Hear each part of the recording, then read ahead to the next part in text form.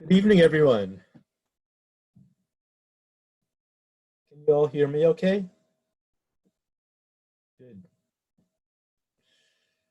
So this is part of our Tuesday night Dharma talk series, and we're in the middle of doing a series of talks on the Zen Buddhist precepts. This is the second talk, so I'm going to be talking about the second precept, which is to do good. And I'll talk about the precepts generally and how we practice them. So when we decide to formally become Buddhist practitioners and Buddhists, we sow this rakusu, and we go through a ceremony where we take the precepts. We vow to keep these precepts. And there are actually 13 precepts. Excuse me. There are 3 what are called the pure precepts, and then the 10 grave precepts or clear mind precepts are called different things. So the 3 grave precepts are avoid evil, do good, and do good for the sake of others. So those are pretty good guidelines on how to live, right? I vow to don't do evil stuff, try to do good stuff, and try to keep everyone else in mind in my actions. And what evil means in this context is things that harm others or actions that create suffering. And what doing good in this context means actions that promote happiness and actions that promote calm minds in myself and others. And doing good for the sake of others means I'm acting not just out of selfish motives, but to benefit all beings. So these are good precepts, but they're pretty vague, right? I mean, we need a little more guidance. So there are also these 10 clear mind precepts, which kind of flesh out and give more details to the clear mind precepts. And those are also translated all different ways. But I'll just list them to give you the gist of each one. So we vow to do these 10 things, and they're normally defined as refraining from doing these things. So we vow to refrain from killing, stealing, misusing sex, lying, giving or taking intoxicants, discussing the faults of others, praising yourself at the expense of others, being stingy, and that's usually in terms of being stingy with the Dharma or with material assets, indulging in anger, and the last one is defaming the 3 treasures, Buddha, Dharma, and Sangha. So although there are 10, these aren't like 10 commandments. These aren't rules that we need to blindly follow that have been given from on high. Instead, they're guidelines for living peacefully. There are ways to reduce the suffering of ourselves and others. It's a way to orient our lives. But they're not things that we can blindly follow, right? And we don't want to blindly follow rules because no set of rules will always give the right answer in every situation. And we really can't follow these rules literally all the time because, excuse me, we can't know if what we're doing is beneficial to other people. Right? We may think we're doing good, but we're never really sure.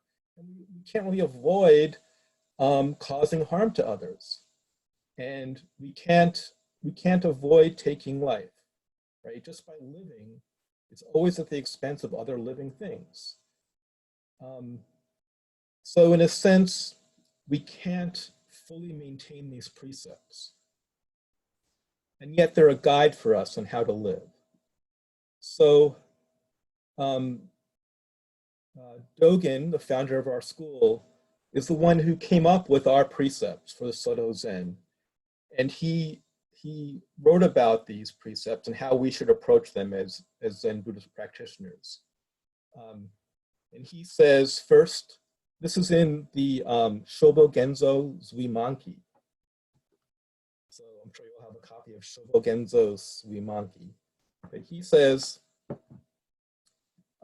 you should maintain the precepts. This is what Buddhists do. We maintain the precepts, and it's good to do so. So maintain the precepts. Then he says, this isn't your primary practice. Your primary practice is Zazen. It's letting go. It's shikantaza. It's returning to just this. And sometimes you should not follow the precepts. So then people say, so we don't have to follow the precepts, but we're taught we should follow the precepts. And Dogen says, yes, you should follow the precepts. Don't be self-indulgent and think you can not follow the precepts and think you can violate them. So he's saying, follow them. We should follow them, obviously. These are, I vow to follow them, but we also can't always follow them. So there's this paradox. And this was explained by Shohaku Okimura, who's a Zen priest who used to be the guiding teacher at Minnesota Zen Center. He now has his own Zen Center in Bloomington called Sanchin Zen Community. He wrote a book called Living by Vow, which is really good. And he comments on this. He says that Dogen was trying to keep us on the middle way. We want to keep the precepts, but we don't want to cling to them. And we don't want to practice them with the expectation of some reward. And he wants, the guidance is we want to avoid either extreme. So on one extreme is hedonism, where you just do whatever you want, whatever feels good, just do it. That's not a path for a peaceful life. The other extreme is perfectionism. I must literally follow these rules all the time. That's not a guide for a peaceful life either. What if ICE comes to your door and you're hiding a Central American person, and they say, "Is there an immigrant here?" Well, you've vowed not to lie. Does that mean you snitch on people that you're trying to save? No. I mean, so just following the rules literally and being a perfectionist isn't really a good way either. And there's a story that I heard at Zen Center years ago that I really liked that kind of touches on this. It was told by David Chadwick, who is the biographer of Suzuki Roshi, who was Tim's first teacher. And David Chadwick told the story at Zen Center. He said that Suzuki Roshi was being driven by a student somewhere, I think to a retreat. And the student was talking about how he was a vegetarian. And Suzuki was nodding and saying, that's really good. It's really good to not eat meat and avoid killing. And then they stopped for lunch at a diner, and the student orders a salad, and Suzuki orders a hamburger. And then their food comes, and Suzuki takes a bite of his hamburger and says, I don't really like this, let's trade. So, I think maybe he was just being a jerk. I don't think so. I think he saw this person was really hung up on this idea of, I am a vegetarian, right? It's clinging to this idea of following this precept. I don't take life. And that's not our way either of clinging to these rules. So Shohaku Okimura also gave a talk at Zen Center years ago where he commented on a verse that's very similar to the 3 pure precepts. That's always stuck with me. There's in the Dhammapada, which is original Buddhist teaching. It's not Zen, it's pre-Zen. There's a verse. These are really. It's a good thing to read. It's like little aphorisms by the Buddha. And there's a verse that says, "Avoid all evil, do only good, purify the mind. This is the teaching of all Buddhas." And that obviously was a precursor to our 3 clear mind precepts of avoid evil, do good, and keep in mind the benefit of others, right? We just changed the last one. But what Shohaku said was, as Zen practitioners, yes, we need to avoid evil, do good, but what purify the mind means to us is to let go of ideas of good and evil, not cling to ideas of good and evil. So for us, we try to do good, avoid evil, and let go of ideas of good and evil, which is actually very helpful, because if you're clinging to your ideas of good and evil, if you think you know, if you're certain that what you're doing is good, that is very, very dangerous. So the spirit of Zen, like the spirit of democracy, is we don't know. We're not always certain, but we make our best effort to act for the benefit of all beings, and at the same time not knowing exactly how to act for the benefit of all beings. So what I think this means for us to do good, avoid evil, and let go of ideas of good and evil is that for our practice, ethics and the precepts, it's always step by step. We always have to decide what's appropriate in this moment. We can't just blindly rely upon any set of rules to know what's good and what's evil. And this means that every moment is fresh and alive, right? You have to always decide, this is a good thing, that we're not so rule bound, that we always know the right answer in every situation. And I think our meditation practice helps us settle down, quiet our mind, and be in touch with what's going on in a way that helps us act appropriately, I think. Acting appropriately meaning in a way that's causing less suffering to the people around us and ourselves. So we're always practicing in the moment. We've never figured things out. And I think it also means that we can't avoid responsibility for our actions, because we don't have definite rules that always must be followed all the time. We always have to figure out what is appropriate in each situation, which means we're always responsible for what we're doing, right? We always have to make sense of the precepts in the reality of our own lives. And this is a common teaching in Buddhism of like when Buddha was dying and his disciples were angsting out and what are we going to do? What are we going to do? And Buddha famously said, be a lamp unto yourselves, right? So we have to be lamps unto ourselves. We use the precepts as guides, but no one can decide things for us. And there's a famous saying, I think it's Zen, but I'm not sure, but it was told to me at Zen Center, of don't put a head on top of your head. And what this also means, this paradox that we live, is that we don't need to really judge ourselves or others based on whether we're following the precepts or not. Um, Following the precepts isn't necessarily making you a good person in and of itself, unlike following the Ten Commandments for a second, for example, which I think if you do that, then the idea is that's good because you're following God's law and that's good in and of itself.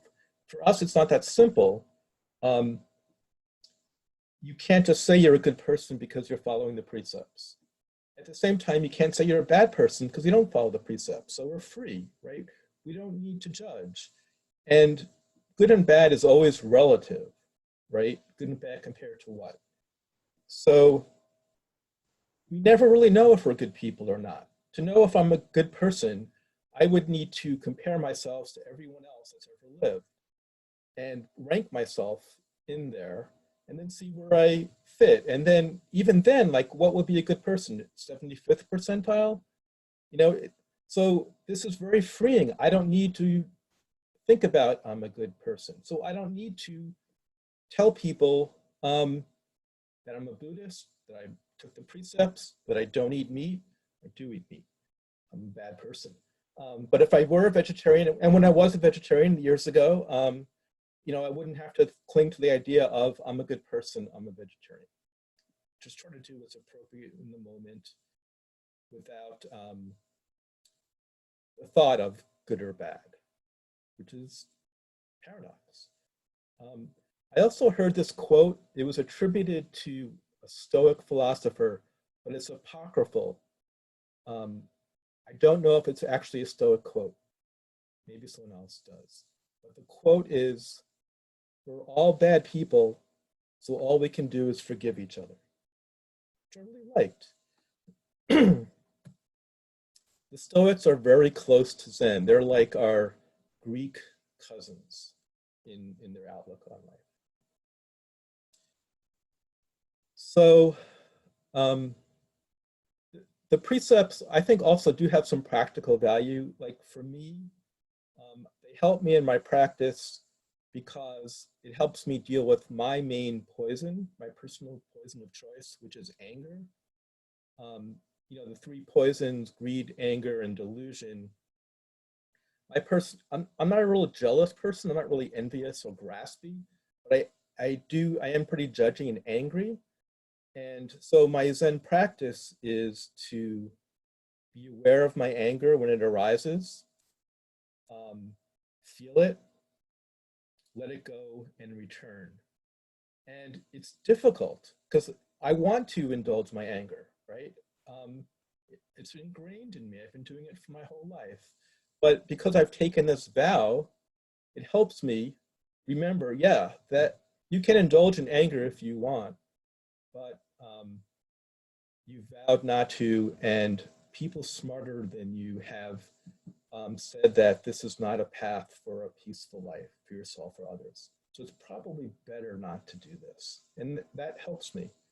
It doesn't mean that I ignore my anger or I suppress it. Um, uh, Tim talks about we don't want to do spiritual bypass, which means we think that we're above negative emotion. So we deny when we're angry or whatever negative emotion comes up, we just bypass it. No, we need to acknowledge our negative emotions. They're never going to stop coming up. And so we acknowledge our anger or greed or whatever the negative emotion is. We fully experience it in our body. And we return to just this, which meditation really helps us do. So the precepts are a helpful tool in that way. A lot of them, though, I think are pretty not that helpful. I mean, like, you don't need to have a precept not to kill to know that you should avoid killing. So I want to just close my talk with a quote from a wise Buddhist called the Dalai Lama, who I think captured the spirit of the clear mind precepts pretty well. This quote, I'm pretty sure, isn't apocryphal. I'm pretty sure he said it. And his quote is, "Our main purpose in life is to help others. And if we can't help them, at least don't hurt them. So I think that's a nice way to look at the clear mind precepts. Try to avoid evil, try to do good, and keep others in mind when we act. So that's all I had to say about the second clear mind precept of doing good. And you're all free to unmute yourselves and speak at your leisure.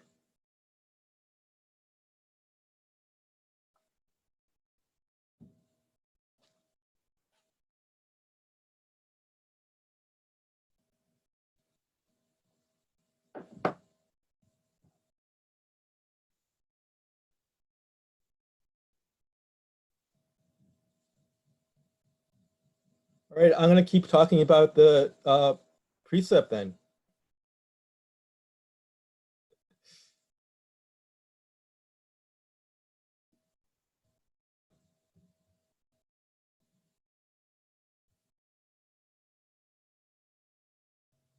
Wayne, thank you for your talk. I really enjoyed it. I found it very thought provoking. I had a question, and just general curiosity, because I often think about how these precepts relate to our daily life and our practice, and I'm just curious if you had a thought on that, if you felt like riffing on, how this precept, how do you feel it's either affected your practice or supported your practice or your life? Just general curiosity. Well, I'm kind of with Dogen. In my main practice is sitting practice, and I feel like that encompasses the precepts for me of trying to maintain the zazen mind during the day. So negative emotions come up. I see them, let them go, and try to return to just this. And I feel like that's my main practice. And that I am hoping that helps me act appropriately and encompass the precepts. Like I said, having vowed to not indulge anger, that helps me a little bit in maintaining, not indulging it, not hanging on to anger. So that's personally good for me. But otherwise, the Zen approach is so non-literal that it doesn't really affect my day-to-day life. Like, avoiding intoxicants. The Zen take on that is anything can be an intoxicant. Zazen could be an intoxicant if you're using it to escape from your problems or reality or the world, whatever. So I vow to refrain from taking intoxicants or giving intoxicants.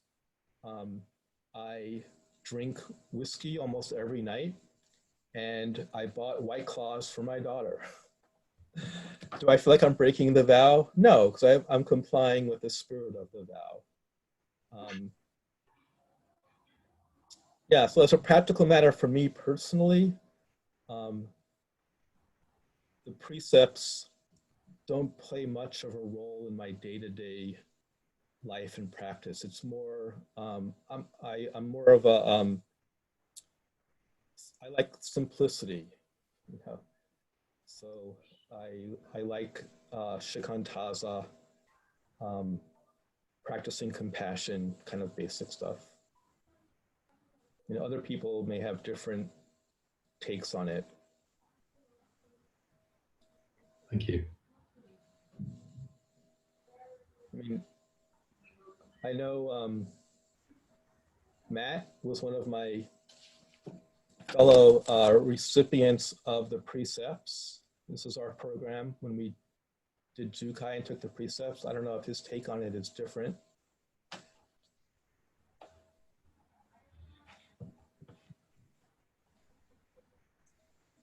Well, one thing that I'm thinking about, having heard what you're saying there, is this idea of it's a process. It's not like I mean, we don't set out to say like, oh, I wake up in the morning and say, today I'm going to practice doing good, or today I'm going to practice right speech, or something like that. I don't even know how anybody could keep all those things in mind all the time. And even if you could, there's this problem of how is it that I decide what's good and what's bad? And you're kind of saying, you know, how we can't really know what our actions cause. And I was thinking about a quote, and it was a Tibetan teacher, and I apologize, I can't remember this, but this is sort of an anecdotal thing. Is he said, anyone who thinks that they can live a single day without harming another living being is delusional, because of the interconnection of things, right? So just because I, have bought articles of clothing that, and I mean, you see what I'm getting at, though, is that there's such a complicated chain of events involving so many living beings for each action and that I take. It's really not possible for me to know that I'm doing all good. So what that kind of does is it points the arrow back at myself. It's just, and kind of gets me thinking about, well, what do I think is good? So in a roundabout way, it may actually be getting us to think about what these issues really mean. And in that way, I find it helpful. Not as commandments, as he says. It's like they're more like suggestions for behavior that will kind of smooth the path. Yeah, I like that. And it's like these precepts are like the direction we're going on the path. It's, it's like where we're oriented. We know we want to head towards benefiting all beings and not hurting others. We're not sure how best to do that all the time, but at least that's our intention. That's where we're headed. Where we have somewhere we're going. As opposed to another way of living would be to try to get as much things as you could for yourself, or to impose your ideas of good and bad on other people, or whatever. I think this is a good orientation for us, even if we can't always know whether we're doing it right or not, which keeps us not arrogant and humble. And Shohaku talks a lot about, or used to talk a lot about at Zen Center, the idea of vow and repentance.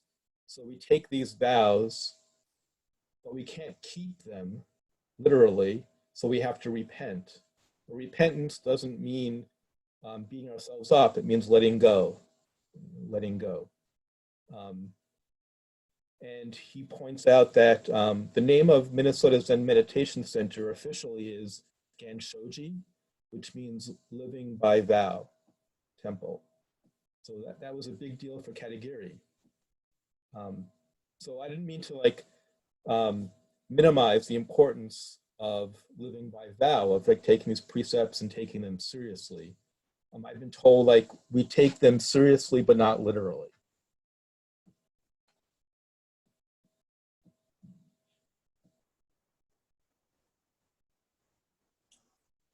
Yeah, so I mean, I think everybody has moments where they, flip somebody off in traffic, or do something that's wrong, and then there's kind of this retroactive thing, like, oh, I blew it there, bad Buddhist. And so, yeah, there's like this. I think it's the process that's important, right? So, like we're constantly working on it. So maybe sometime in the future, I won't make that mistake, and I will do less harm. And it's almost the intention that's more important than the doing. Mhm. Yeah. And Shohaki says about this that it's never complete because of this. Like we're never going to be able to complete this, which is like what you're saying about it's this path, it's this process. It's how we live moment by moment.